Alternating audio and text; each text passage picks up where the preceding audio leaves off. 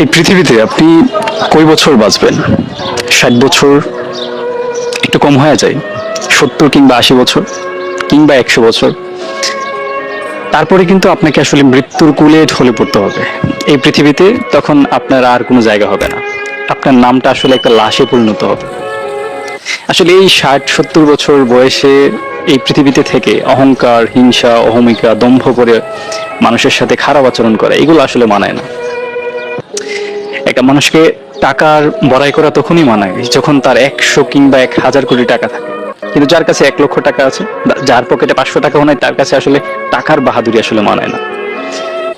ঠিক তেমন ভাবেই হাজার হাজার বছর পেলে হয়তো বা আপনি একটা বাহাদুরি করতে পারতেন, কিন্তু যখন আপনার বয়সটা 60 কিংবা 70-এর গোড় দৌড়ায়, তখন আসলে আপনার মাধ্যমে এই অহংকার, অহমিকা এগুলো আসলে মানায় না। এই ছোট্ট এই জীবনে রাগ, অভিমান, অহংকার না করে নিজেকে ভালোবাসুন, ফ্যামিলিকে সময় দেন।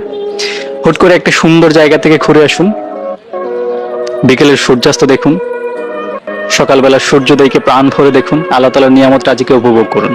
এই দুদিনের দুনিয়ায় হুট করে যখন আপনার জীবনটা চলে যাবে, তখন আপনার আর কোনো কিছুই করার থাকবে না। এর থেকে বরং আল্লাহ তাআলার ইবাদতে মনোনিবেশ করুন এবং নিজেকে সময় দেন।